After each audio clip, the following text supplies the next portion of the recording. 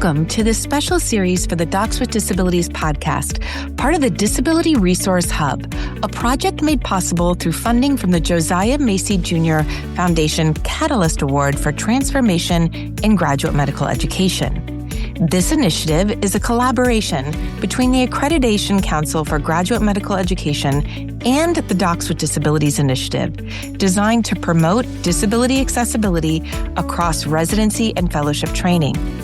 Throughout this series, you'll hear from residents, fellows, program directors, researchers, and national leaders, each offering insight into what it means to create access in clinical learning environments.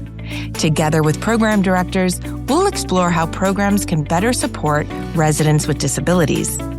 In addition to these powerful conversations, we've created a full library of resources for graduate medical education available in Learn at ACGME. You can find the link to the hub in the show notes, and we hope you'll explore and share these resources widely. We're so glad you're here, so let's get started. Hi, everyone. Tom Pisano. I'm one of now a fifth year PGY 5 former neurology resident, now neuro-hospital fellow and neuro-immunology fellow. I'm still at Penn. Just a real quick little bit about me. I grew up in rural New Jersey, and because of that, I did a lot of outdoor things, four-wheeling, paintballing, and skiing. I did a lot of skiing all throughout high school and throughout college. And during my first year in college, I went off a jump to do a backflip. I had done backflips before, but I banged my head hard enough that I don't really remember, but basically woke up a day and change later, paralyzed from the waist down. I'm a T4 spinal cord injury, which means that effectively from about the lower part of my chest down, I have no function, so no movement and no sensory. But fortunately, I do have full use of my hands and including my triceps. And so that allows me to use a manual wheelchair and be able to transfer myself in and out of things. I started off actually before my injury as wanting to be an engineer. So I was interested in like biomedical and or industrial systems engineering. But after my paralysis, I basically spent a year, in and out of the hospital and quite engaged with the healthcare system. And because of that, I decided to change majors. Could not decide if I wanted to do clinical, medical, MD, or research. And when you can't choose, you end up doing both. So I ended up doing an MD, PhD. And then when it was time for me to decide about specialty, I was kind of on the fence between PM&R and neurology and fell in love with just neurological thought process. I fell in love with just the way that a neurologist dissects a problem, dissects the anatomy and localization, and the rest is history. I'm Laura Stein. I am the Adult Neurology Program Director at the University of Pennsylvania, and clinically, I am a neurohospitalist and vascular neurologist. I was born and raised in rural Pennsylvania, so one state over from Tom, and I, grew up wanting to be a doctor. I have no idea why, and went into undergrad as a pre-med biology major. And during my first winter break, was on a family vacation in Mexico when I became paralyzed from the neck down on a cruise ship, unable to move my arms or legs, and with a blood pressure of like 200 over 110, and ended up finding my way back to Pennsylvania. Actually was a patient at Penn at that time where I was diagnosed with a C-spine AVM and had an incomplete cervical cord lesion. Much like Tom, I spent a long time rehabbing. I spent about 6 months in and out of inpatient rehab, the hospital, back at home, learning how to walk again. I have a Brown Séquard, essentially. So for a non-neurologist, that means that I have weakness on one side of my body and cross-sensory findings. I cannot use my left hand, but my left leg is relatively strong, so I do walk independently. I still was very interested in medicine after this, and I think actually had a renewed sense of purpose and interest in going into a career in medicine, but really changed focus. I thought I was going to be a plastic surgeon prior to all of this. I really loved working with my hands, but during my own hospitalization, really fell in love with the neurologic exam and sort of the intimate relationship between neurologic disease and identity. And ended up going back to college where I majored in neuroscience and ended up going to medical school. And no matter how hard I tried, could not fall in love with anything as much as neurology. So I did a neurology residency here at Penn and then stayed on the faculty And I was an associate program director at the time that Tom was applying for residency.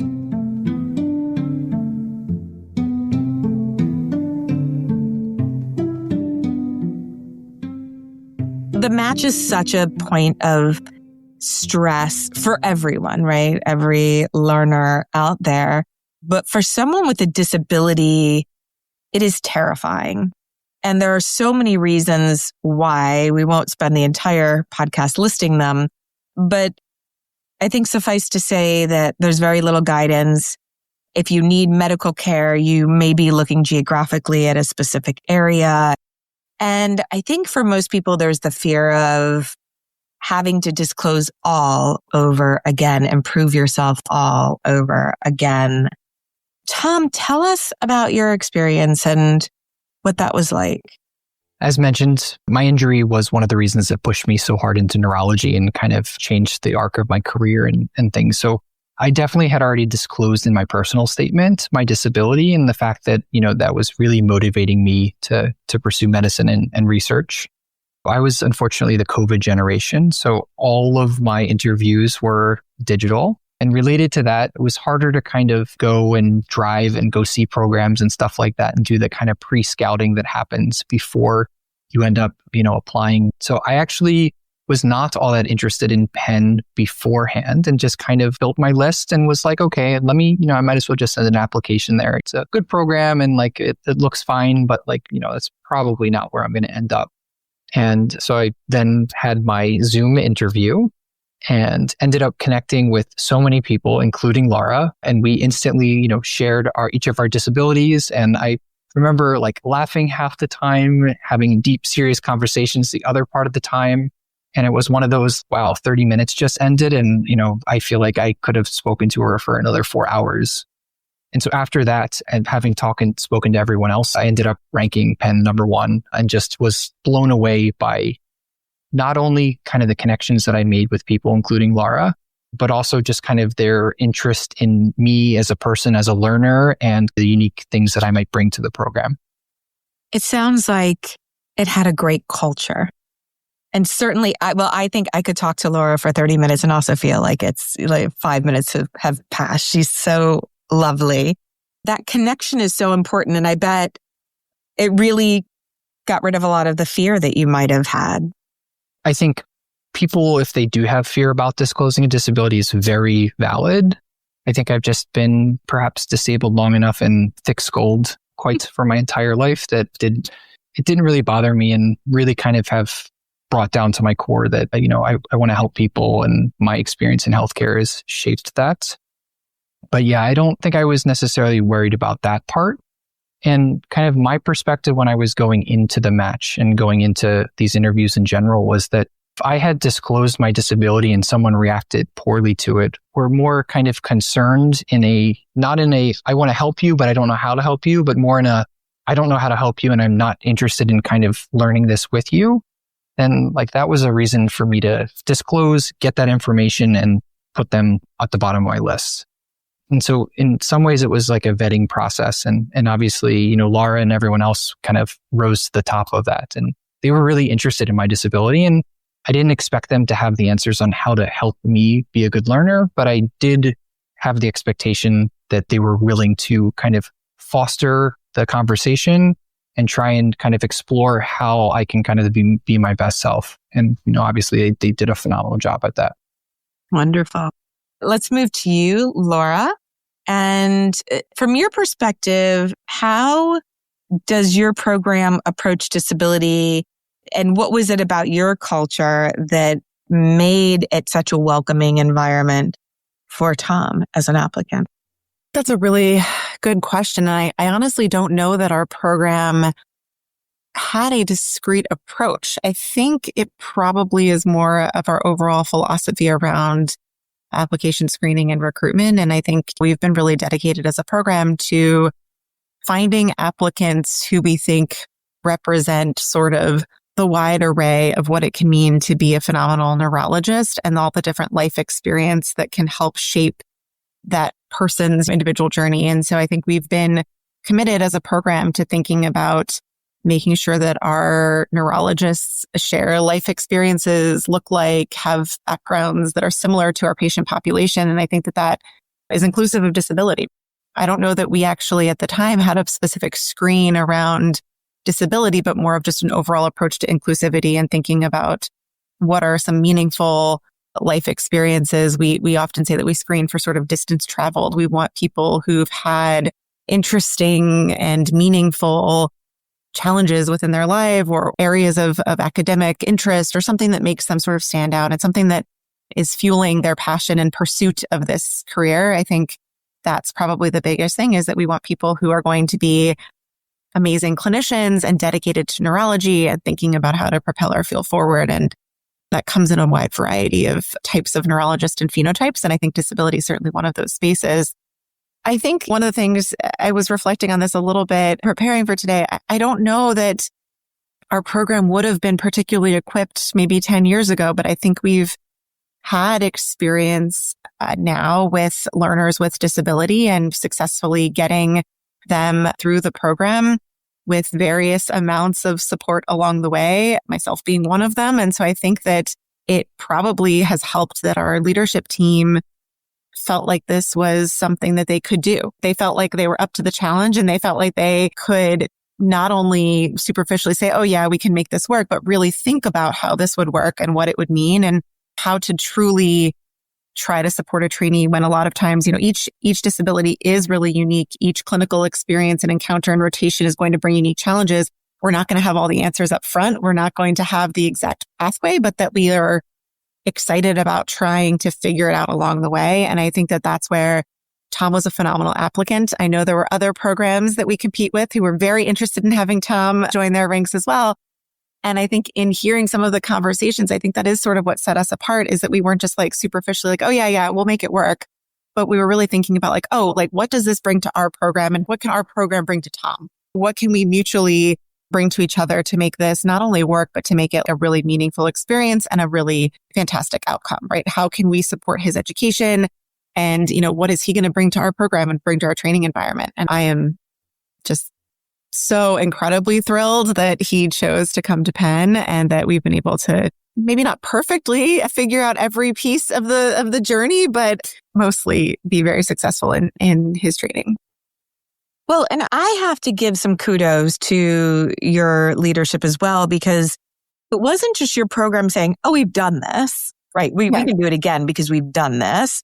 It was saying we've done this before, and now we've built the confidence to know that we won't know everything, but it feels like they were saying, we're confident we can figure it out.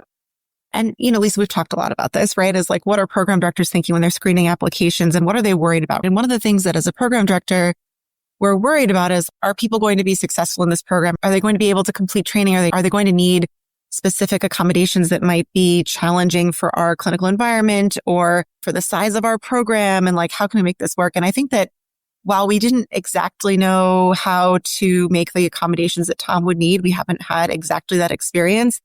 I think enough of my leadership team knew that a disabled learner could be very successful. And I think that was enough. I think that we had broken down some of the like, but what if, right? Some of the things that go through people's heads, like, what if this person needs more time off? Or what if this person can't do X, Y, or Z? Or what if, whatever. And I think that a lot of my leadership team at least had enough experience to say, no, this can totally work.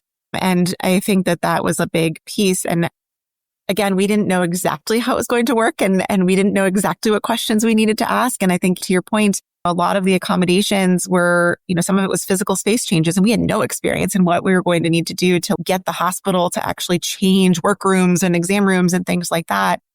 But we knew at the end of the day that Tom would be very successful and that we could support him in being successful. And I think that was maybe the bigger barrier, is just kind of having your team bought in and like excited about, getting this to work. I would 100% agree.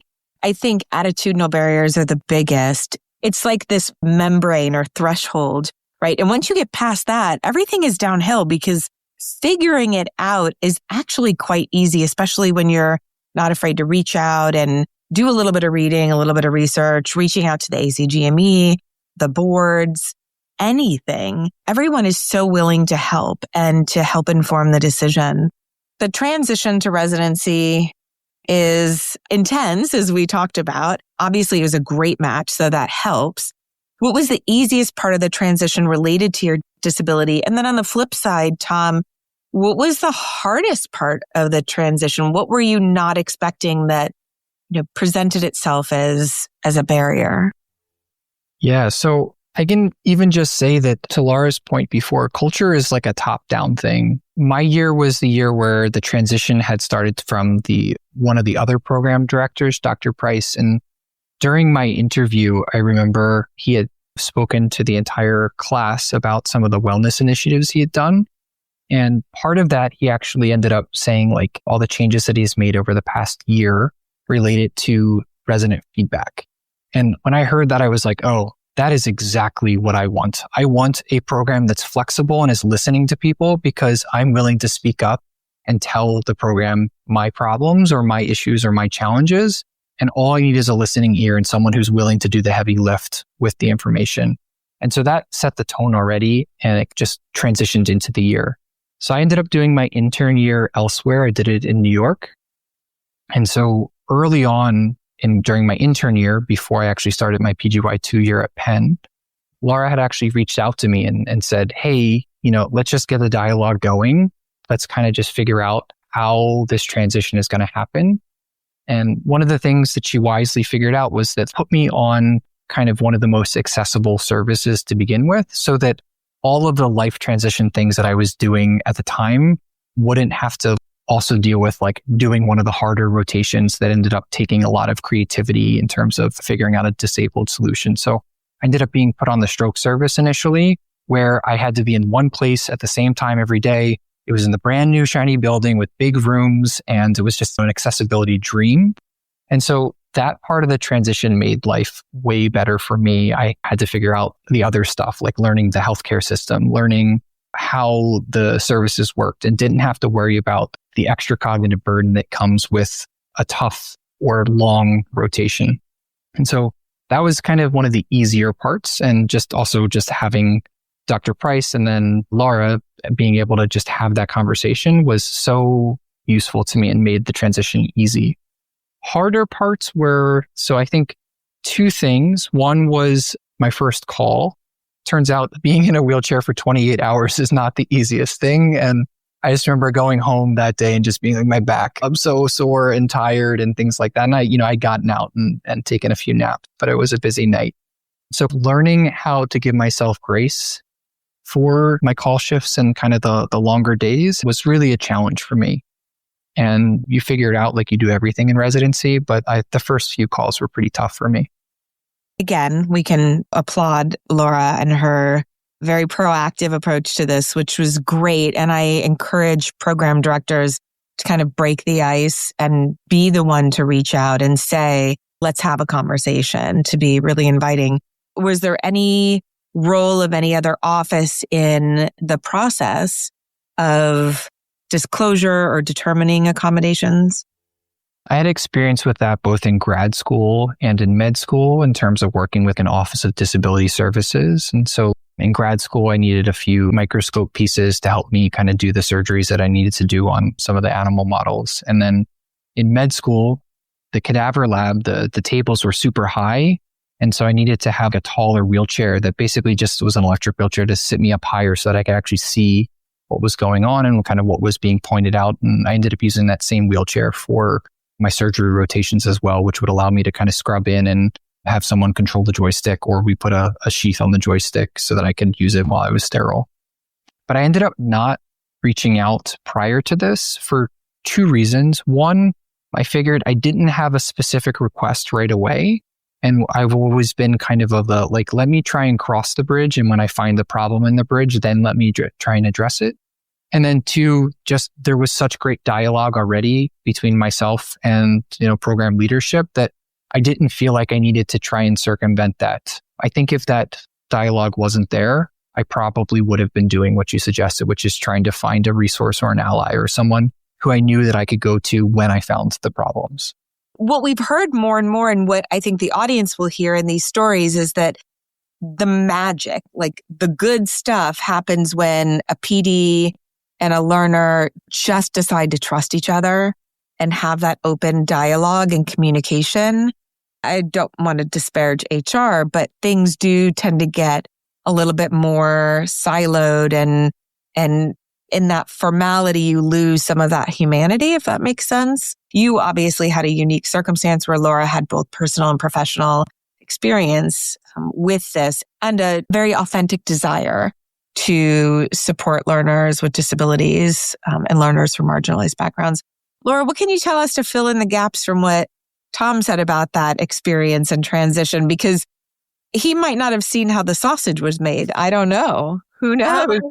Well, it's interesting. I think, Lisa, one of the things that I was struggling with one of the things that I've had challenges with in my professional role is like how much to sort of let my own experience impact my role as a program director, right? And so I remember during that time being like, okay, I should really reach out and we should talk about what this transition is going to be like and what the anticipated barriers are and what the challenges have been so far so that we can try to make a really solid plan heading into the transition into Tom's PGY2 year and starting here.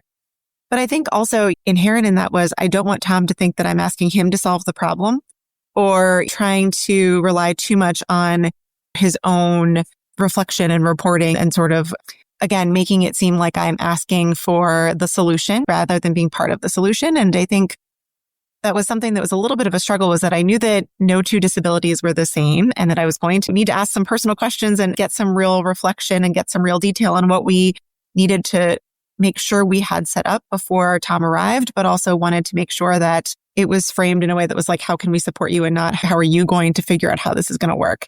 And I don't think I did that great. I think that that's always a little bit hard. So I think we tried to have those early conversations and then tried to do a lot of work on the back end and really think about, again, how can we take some of this offline and behind the scenes and not, again, put this on Tom as the learner, but really think about what are all of our spaces like in terms of accessibility and how can we just make the whole experience better? Yes, for Tom, but also what are the barriers that we haven't even thought about in our own clinical spaces? And so we ended up doing an accessibility walking tour of our clinical spaces, of our outpatient clinic, of our inpatient workrooms, of our call rooms. And I fortunately had an amazing team of other folks who are interested in disability and disability advocacy. And so we literally walked around a bunch of care spaces with tape measures and ADA guidelines for accessibility in terms of door width, door closure, sink height, et cetera, and started to look at every single space and what was probably okay versus what was definitely not okay, and think about the priorities of those different workspaces. And so we tried to kind of be proactive about accessible environments because we didn't want that to be an additional barrier. I was well aware that once Tom arrived, there would be other things. Tom had never been a neurology resident before. He hadn't probably done LPs in our space. He's not going to have done a stroke alert. There are going to be plenty of other things we were going to need to figure out in real time. But what were the things that we could try to check off the list in advance and try to just make sure that the space was accessible and conducive to his learning and not an additional barrier? So we did that. I think one of the challenges is, you had mentioned going to HR or going to institutional, bodies. It was a real struggle trying to identify who those people were at our institution. So GME resident learners are a little bit different, at least in our system and in a lot of systems. They're not medical students, so they're not under the medical school at our institution. They are health system employees, but because they're learners as well, they're sort of in their own category and have their own HR and they had their own folks who would handle accommodations. And it was unclear sort of who those people were. And a lot of those folks didn't really have a ton of experience. Yes, they could file the paperwork, but what that actually meant to support the learner was a little bit harder and a little bit more vague because so much of it is program specific, to be fair, right? And task specific for being a neurologist versus being a surgeon versus being a whatever. And so we had a lot of challenges just identifying who the right folks were to then take these things that we discovered to even start to think about some of the structural barriers and how we were going to overcome them. And so I think the suggestion to go to those folks is smart and I think does help give learners protection and give learners like a safe space. But what we found was that it didn't really get the job done and we didn't really have the sort of depth of knowledge to really get things moved forward in that space. And so a lot of it ended up just being lots of phone calls and lots of asks to various people to try to identify like, hey, actually, if we need to completely rework this clinic space, who pays for that? Who actually is in charge? And who am I sending this bill to? Because this isn't going to work. And turns out if you give them like hundreds of thousands of dollars worth of work all at once, they're not super excited. And so you have to kind of make a priority list and talk about what you're asking for. And so we started with a tape measure and a list of what was and wasn't accessible and what was and wasn't to ADA standards. And then sometimes had to go back and be like, hey, look, this is actually how a wheelchair would maneuver in this space. And this is not tenable. This is not realistic. And so you need to change this. And really, again, just a lot about identifying some of the right needs, prioritizing them, and then just asking until you find a receptive person. Because I think the biggest challenge was just to find the right people. It's a huge institution and very segmented in terms of each school and each employee group and everything else. And so I think that was the biggest challenge, trying to keep that relatively hidden from Tom so he didn't feel some of those challenges, but also make sure we're moving things along enough that we got somewhere at the end of the day. And this really tracks with what we hear from people anecdotally and what the research shows, that learners at this level are caught in this void, right? They're not quite medical students, not quite employees. And there's a game of hot potato happening at the institutions. Nobody wants to take responsibility for this because, of course, with that responsibility comes time that you have to dedicate to the work, but also resource allocation. And so I think this is problematic. Incidentally, the ACGME Disability Hub is launching next week. And in there, we have some policy assistance, and that we have demonstrated to institutions what a policy should include. And part of that is, who the heck is in charge?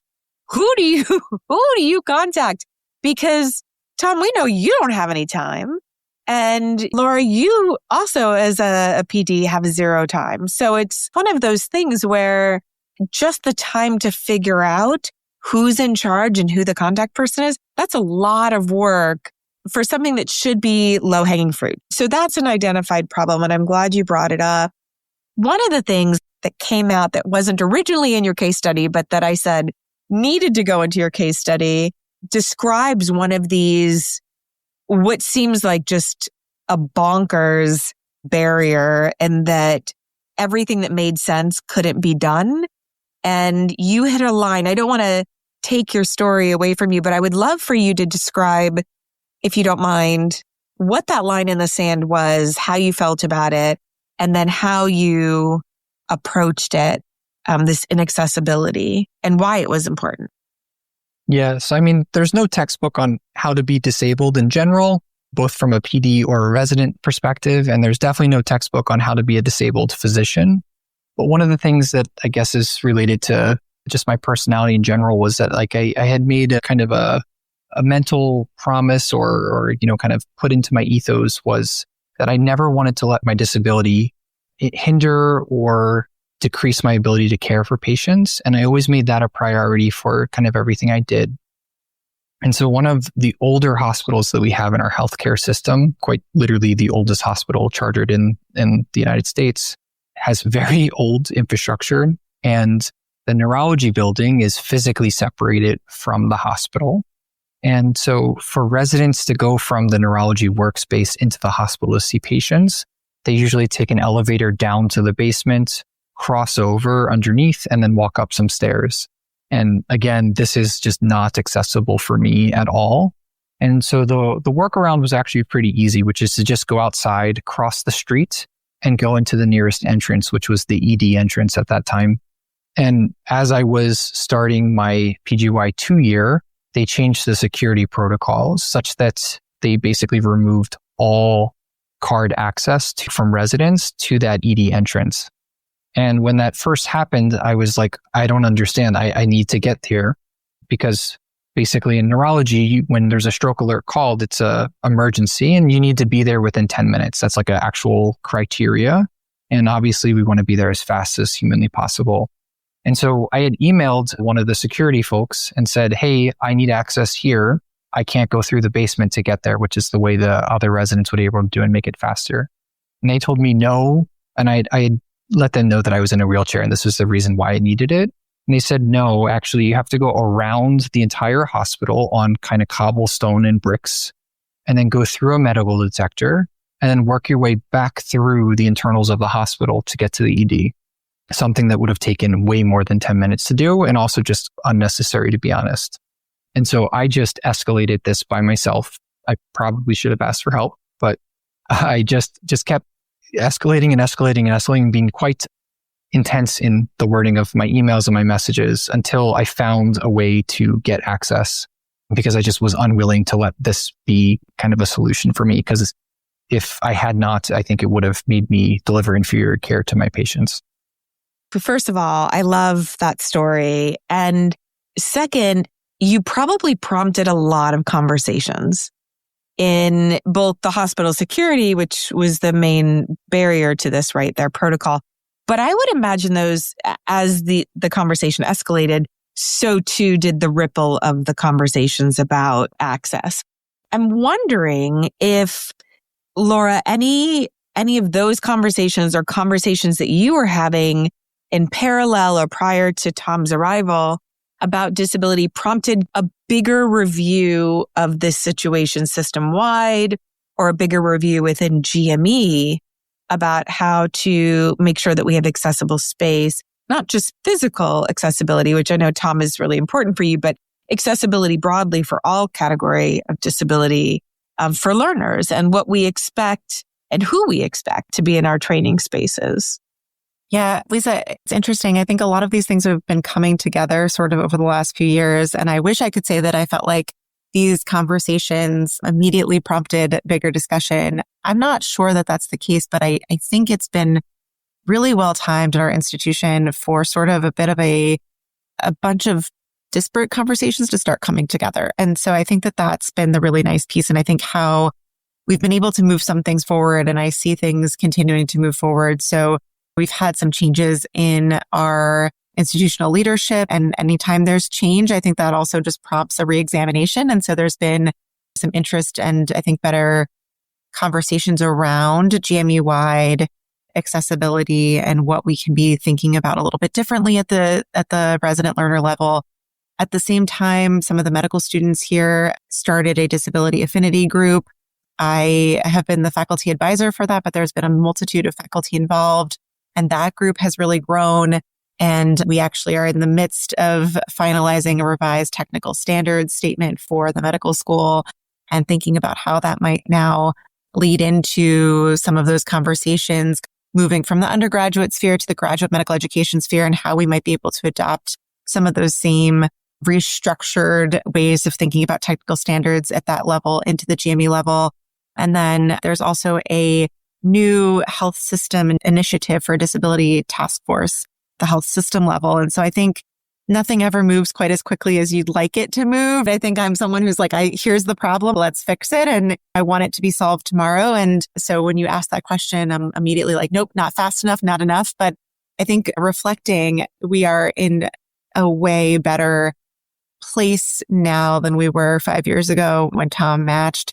I think there's just been this eruption of conversations at so many different levels institutionally, and more folks kind of coming together to talk about what this really means and what are really our goals and like what really are the barriers and why do we think about things this way and how can we think about them differently in a way that I think has prompted a lot more meaningful conversation and actual change that I hope will be not just meaningful for the learners that we have already here at Penn, but help us to really become just more obviously a welcoming place for learners with disabilities and really think about our institutional culture.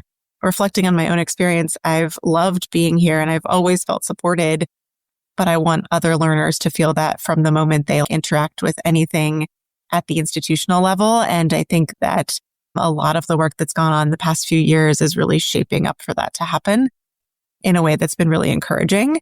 And I hope that some of the conversations that we've had along the way have helped open people's eyes to the barriers that exist and maybe the ways in which they don't have to.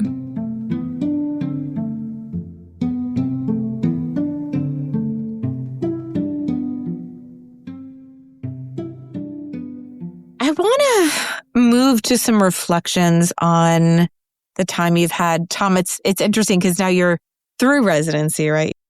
So it's a good time to reflect, to look back and to have a little bit of perspective.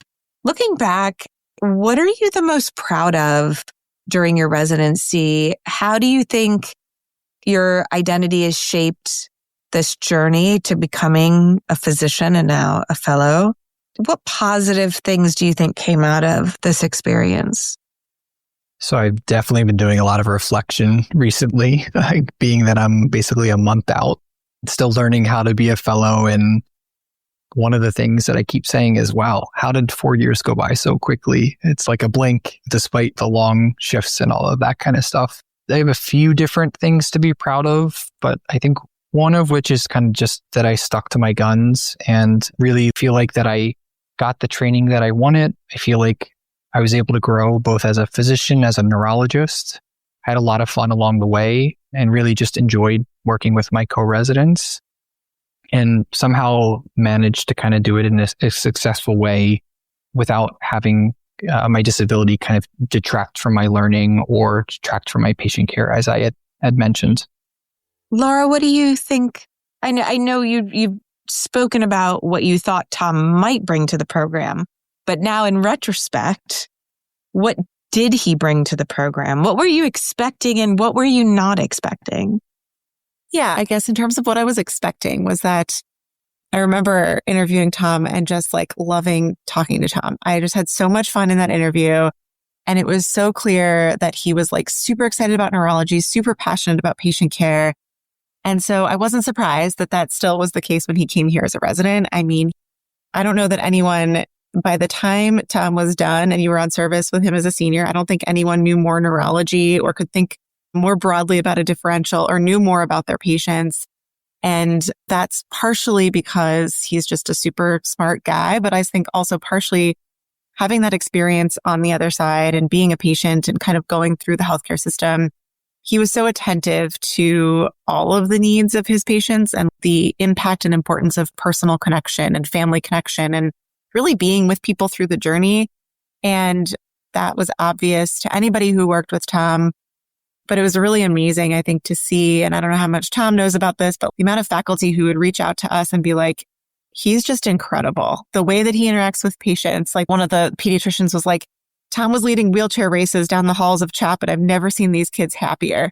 I think building relationships, but also letting these kids like see a little bit of themselves in him, right? And I think just being so present and so invested in every case, not only because it's a really interesting neurology diagnosis or really interesting pathophysiology, but just again, that human connection. He just exudes this just love of building relationships and really serving his patients and really being a part of their experience. And I think that that's not totally surprising. I think that's something that often comes with having this patient experience, but I would say that Tom is exceptional in that.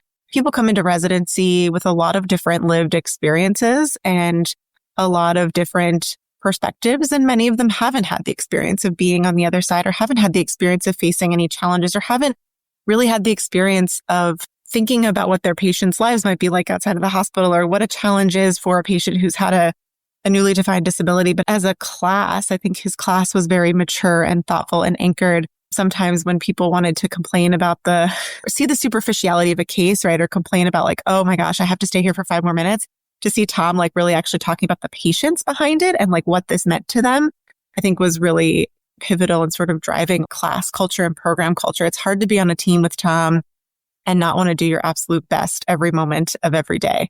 And I think that just that story about the security and how his line in the sand was impacting patient care or being too slow to get to a patient. I'm not sure that many residents immediately jump to that. Residency is really hard. Residency is like exhausting and you're exhausted. You're never the best version of yourself. And it's really easy, I think, to think about like what the challenges are that you're facing in those moments. And I think that, Tom's commentary on just what his line in the sand was there, I think is reflective of every interaction, which was so patient-centered, so patient-focused, so focused on like the goal that it made the culture of the program better. And everyone from medical student to faculty member, I think when they were on with Tom, just felt the dedication to purpose, like why we're all here. And that was incredible to see and has been so important in shaping the culture of our residency program for the last few years. Hopefully he'll stick around even longer and help continue to shape the culture. No pressure, Tom. And then I think the other piece is that we talked a little bit about our leadership team and their sort of willingness and openness to say like, oh, we can do this. We've done this, or we'll figure it out. Like we're like leaning in. But I think that that's still hard as a faculty of 100 plus people to get everyone to have that same philosophy. And what's been fun to see is while Tom's disability is visible, and it's certainly a part of, I think, his patient care experience and how he approaches things, it's like the least interesting thing about Tom and like the last thing anyone actually talks about, right? And I think it's really caused some folks to challenge their own internalized ableism and their own biases about what might direct people to think about who could be successful as a physician, because that might have been something that I heard people talk about early on in Tom's training, but again, is like the least interesting thing about Tom and the least important reason why he's a phenomenal neurologist at the end of this. Well, of course, I love this because this feeds right into my model, which is this idea that just by having Tom in the training space, you're directly challenging bias and assumption, ableism of the peers, which are going to go on to treat disabled patients. The idea is that hopefully with those assumptions exposed to be false, that perhaps they will take that into their patient care and provide better care and make less assumptions about their patients.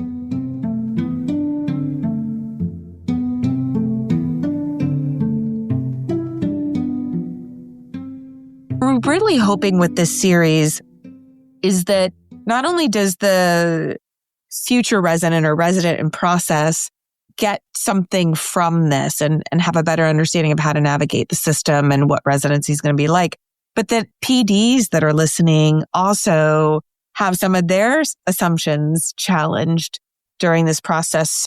I would ask you what advice you have for residents or future residents. Laura, you the same question, but then Laura, on top of it, what advice do you have for PDs as well? So we'll start with Tom.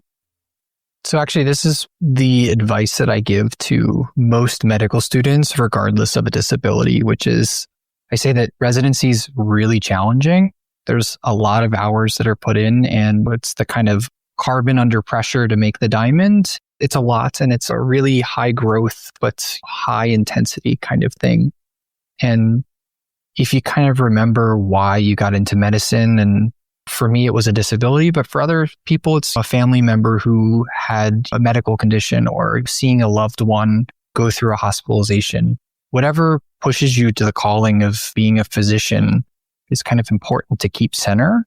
And if you can find that during med school and keep hold of it, then hopefully that comes out during the interview process, during the match process. And I think will give you a lot of opportunity for success as a resident, because it's easy to complain at hour 22 or 23, but it's nice when kind of it's more meaningful and you realize that like actually you may have helped that patient or spent more time and heard about something that they might not have disclosed to a different physician.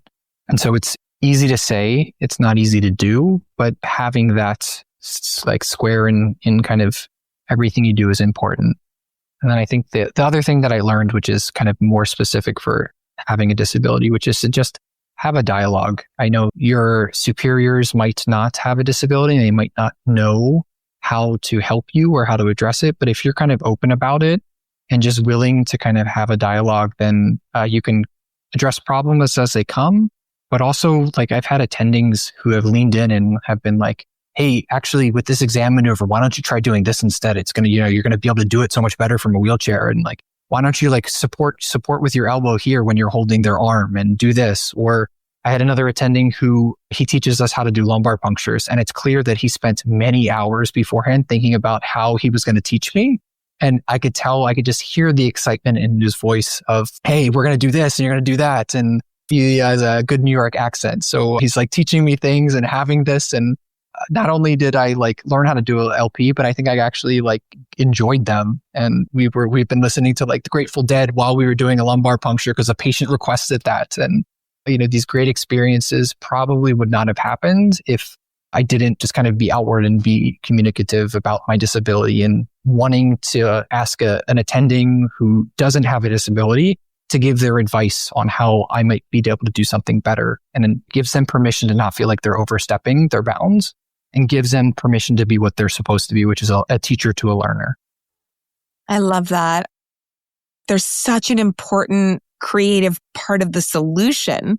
Who knows more about what is possible than the people that have been doing it forever? I think it's fantastic. And it's a great advice. I really appreciate it. Laura? Yeah, Tom, I was thinking about learning LPs with Clyde and how fun that was and also how supportive he was.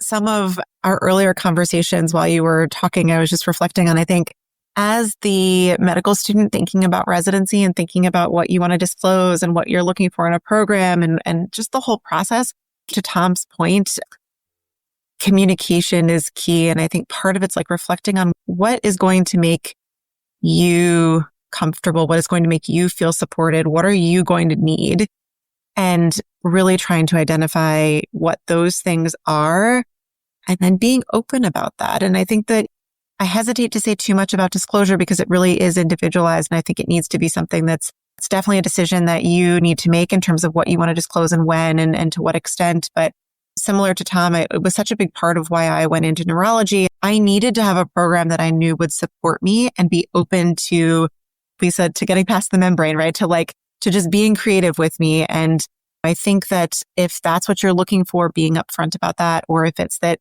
maybe it's not exactly that, and maybe it's not about disclosure, but I think just being honest with yourself going into the interview process and the application process, and really thinking about what you're going to need to be successful, because residency is hard and there's lots of challenges. And I think setting yourself up to succeed, for me, that was a program that I felt like was going to be willing to work with me and willing to be creative, but then also culture, right? I wanted residents that I really loved hanging out with.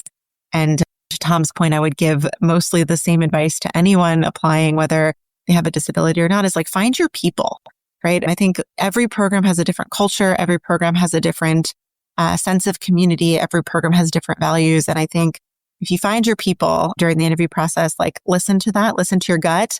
And then I think additionally, knowing that they're going to support you if you have a disability, that they're going to be creative and thoughtful and work with you was super important to me. And so that's what I was looking for as an applicant. And I think now on the other side, I'm often looking for those kinds of things in an application. Like, why do they want to be a neurologist? What's driving them to be successful? What's driving their passion? What's driving them, to decide to get into this somewhat crazy life we lead in medicine? You have to have a certain amount of commitment and purpose and true love of this profession to do it. And so that's what I'm looking for in my applicants. And I think just as a program director, then being committed to supporting all ranges of what that looks like and being willing to kind of go on the journey. And if someone discloses something in their personal statement, using that as they're sharing this with me for a reason. This is something that's important to them. This is something that's valuable to them. This is something that I need to support if we're the right fit for each other. And I think leaning into the conversation around what that looks like. As program directors, it's easy to see something in an application and kind of make it sort of cascade a series of questions like, oh, is this going to be a problem? What's this going to mean? And I think just trying to kind of inhibit that reaction and instead say, oh, why are they telling me about this? And what does this drive in terms of their passion about medicine? How can I support them in this way?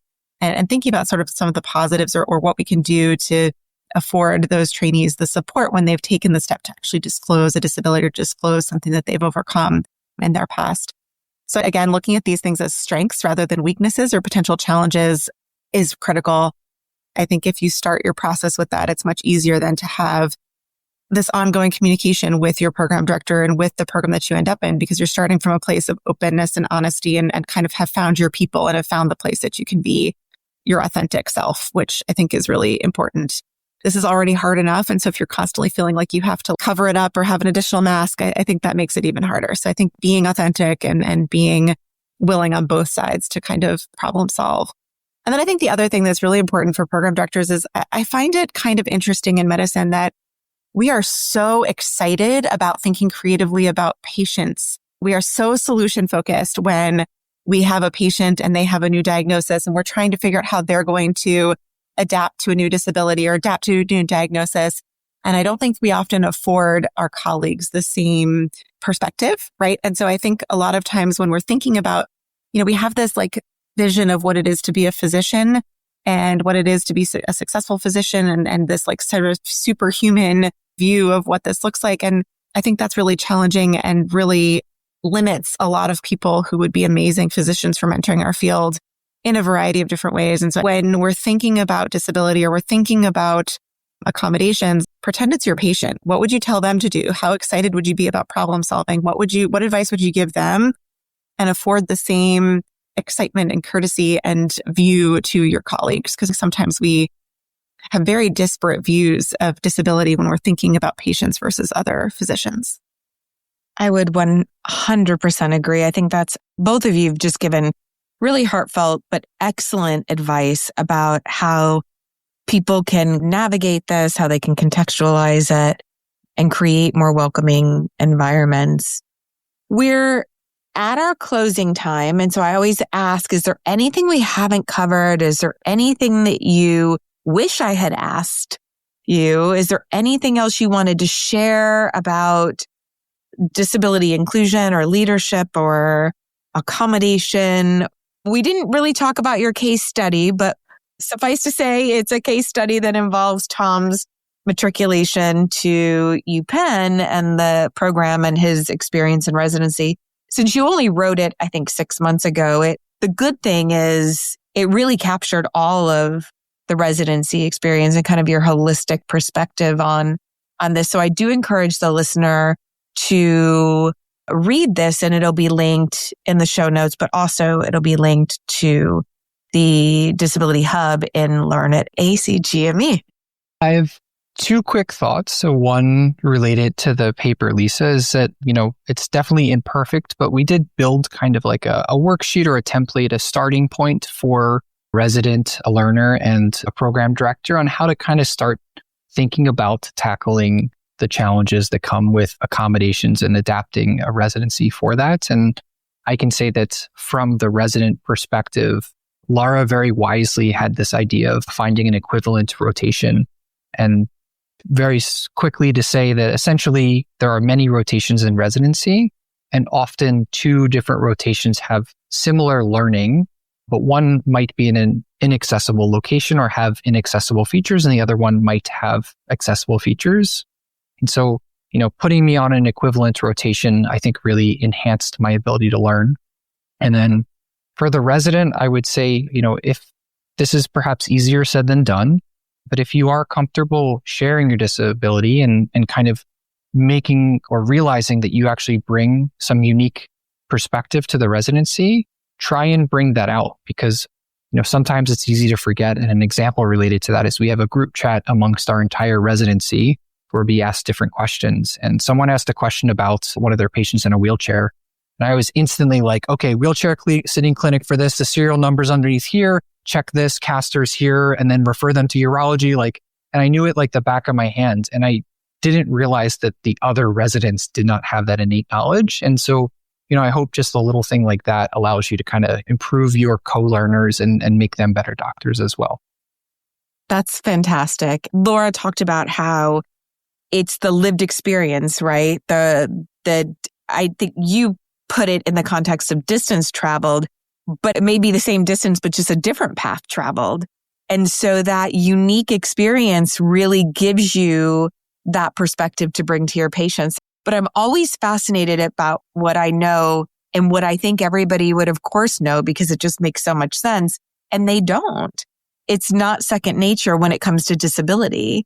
And we're working in hospitals where, 1 in 4 patients has a disability. And you're working in a specialty where almost all of your patients are going to be disabled. So that is just such rich, important lived experience to bring to this context. And I really appreciate the example because it's very concrete. So it's the exact thing that Laura is talking about. She hoped that you would bring, and you, of course, exceeded expectations as she's talked about how amazing you are.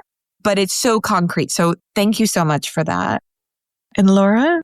It's hard to do anything better than Tom or think of things that Tom hasn't already thought of. But I was just going to say, I think from an educator perspective and a program director perspective, we're often thinking about what do our residents need to get out of the training program? We're thinking about the objectives and we're thinking about the goals and we're thinking about did they do X, Y, and Z? Are they board ready, et cetera?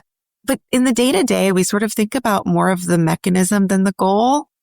And I think we get caught up in that. And so Tom talked a little bit about this concept of an equivalent rotation. And we spend a lot of time thinking about first, what can we change? Like, what can we make sure every site is, my goal was to make every site perfectly accessible, but that has its challenges, right? And so then taking a step back and being like, okay, like what are the educational goals? What is the experience that's valuable? What is the experience that's meaningful?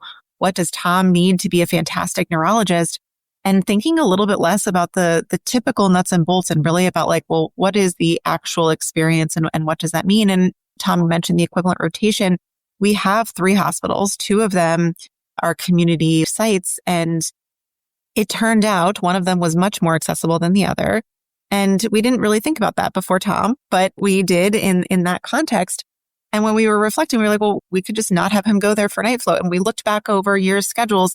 We had multiple residents who hadn't done any of their night float there anyway. And so sometimes, again, we just get so caught up in like, well, what's the typical approach that we don't think about actually, what have we already done before? What variants have we already made just because of scheduling needs or because of whatever?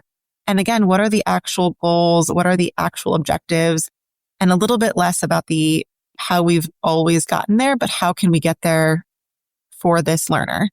And so that creativity and taking a step back and thinking about like why we're here and what we're actually trying to accomplish and being a little bit less strictly beholden to our typical. So I think that would just be the one thing is that same creativity we talk about in individual accommodations, just again, broad strokes, thinking about what our goals are for our learners and again, being thoughtful. I think that was just as brilliant as Tom's example and important. The chances are you have done it before. You're just not thinking about it that way, right? Life's for goodness sakes. Gosh, look at our world for the last 6 years. And so things are happening and we're always adjusting for folks in ways that seem just humane and natural and normal. And then when the term disability gets inserted, all of a sudden it's, well, should we adjust? Can we adjust? But if you go back historically, I think you'll find that you have done that. It was contextualized differently. And so it's being processed differently. But I think that's another great concrete example for the listeners.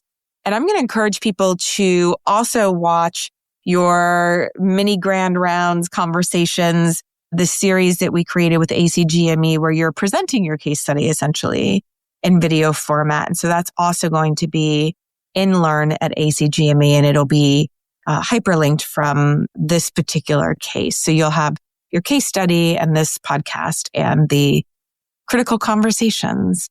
You are both amazing. I've enjoyed working with you so much. I know, Laura, our work together is not done because we're on a committee together.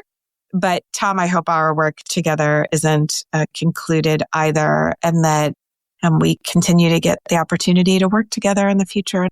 I can do the research all day long, but it's the stories that change hearts and minds. So I can never fully thank people enough for being willing to share their stories. And you two are no exception. And thank you for your insights for doing this.